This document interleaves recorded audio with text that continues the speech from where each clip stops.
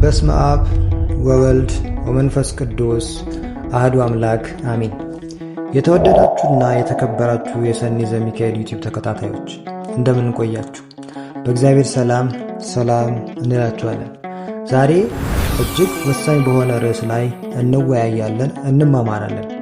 በመንፈሳዊ ሕይወት ለመኖር ከኛ የሚጠበቁ ነገሮች ምንድናቸው የሚለውን ተከታታይ ትምህርት ዛሬ እንጀምራለን። ብዙዎቻችን መንፈሳዊ ሰው መሆን እፈልጋለሁ ግን እንዴት ብለን እንጠይቃለን።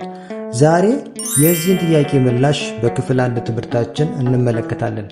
እስከ ቪዲዮ መጨረሻ አብራችሁን ቆዩ። ለሕይወታችሁ የሚሆን ትልቅ ስንቅ ታገኛላችሁ። የመጀመሪያውና መሰረታዊው ነጥብ ቃለ እግዚአብሔርን መማር ነው። ወዳጆቼ መንፈሳዊ ሕይወት በአንዴ ተነስተን የምንደርስበት ጫፍ ሳይሆን ቀስ በቀስ የሚያድግ ጉዞ ነው።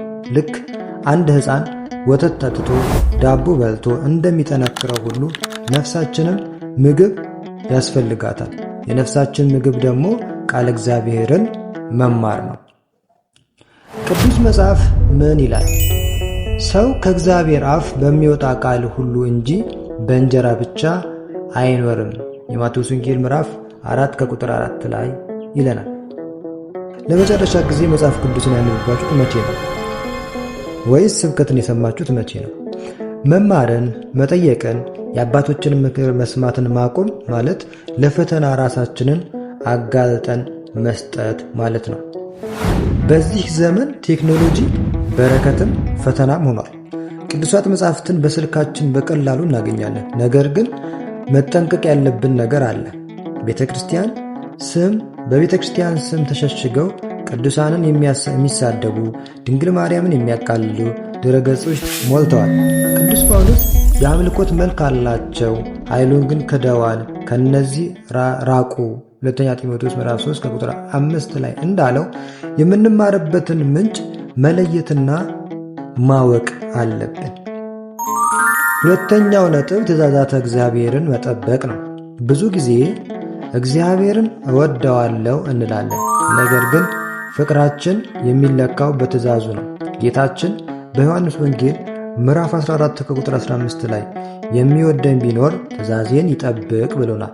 ሃይማኖት ያለው ግብረ ገብነት እምነት ያለ ምግባር ዋጋ የለውም። የእግዚአብሔር ሕግጋት እኛን ለማጥበብ ሳይሆን እውነተኛውን የሰላም መንገድ ለማሳየት የተሰጡ ናቸው።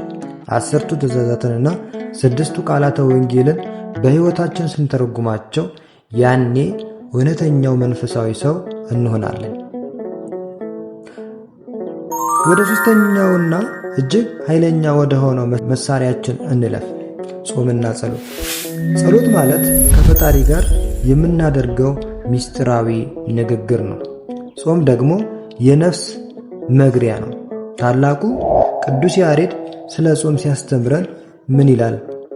ዓይን ክፉ ከማየት፣ ጆሮ ክፉ ከመስማት፣ አንደበትም ክፉ ከመናገር ይጹም። ጾም ከምግብ መከልከል ብቻ አይደለም፣ ከክፋት መከልከል ጭምር ነው ይለናል። ጌታችን ኢየሱስ ክርስቶስ ለሐዋርያት ይህ አይነት ጋኔን ከጸሎትና ከጾም በቀር አይወጣም ማቴዎስ 17 ከቁጥር 21 ላይ ብሏቸዋል። በሕይወታችሁ ግራ የገባችሁ ነገር አለ? የሚፈታተናችሁ የሰይጣን መውጊያ አለ? መፍትሄው ጾምና ጸሎት ነው። ለምኑ ይሰጣችኋል የተባለው ቃል የሚፈጸመው በጸሎት ስንተጋ ነው። እንግዲህ ለዛሬ የተመለከትናቸው 3 ነጥቦችን ነው። አንደኛው ቃለ እግዚአብሔርን መማር፣ ምክረ ካህንን መስማት፣ ስብከቶችን፣ ትምህርቶችን ከትክክለኛ ድረገጾች መስማትና መማር እንደሚያስፈልግ አንደኛውን ነጥብ ቃለ እግዚአብሔር ማወቅ እንዳለብን ተመልክተናል። ሁለተኛው ትእዛዛቱን መጠበቅ፣ ሶስተኛው ደግሞ በጾምና በጸሎት መጽናት ናቸው። እነዚህ በሕይወታችሁ ተግባራዊ ለማድረግ ዛሬውኑ ወስኑ። በሚቀጥለው ክፍል ስለ ትዕግስትና ሌሎች ቀሪ ነጥቦችን በሰፊው እንነጋገራለን። ይህ ትምህርት ለሌሎች እንዲደርስ ቪዲዮን ላይክ እና ሼር ማድረጋችሁን እንዳትረሱ። ለቻናሉ አዲስ ከሆናችሁ ደግሞ ሰብስክራይብ በማድረግ የደውል ምልክቱንም በመጫን ቤተሰብ ይሁኑ። አስተያየታችሁን በኮሜንት መስጫ ላይ ጻፉልን፣ ጥያቄ ጠይቁን። ምክር አዘልም ነገር ካለ ምክርን ስጡን፣ እያንዳንዷን እናነባለን። ወስብሐት ለእግዚአብሔር ወለወላዲቱ ድንግል ወለመስቀሉ ክብር። በሚቀጥለው ቪዲዮ እስከምንገናኝ በሰላም ቆዩልን።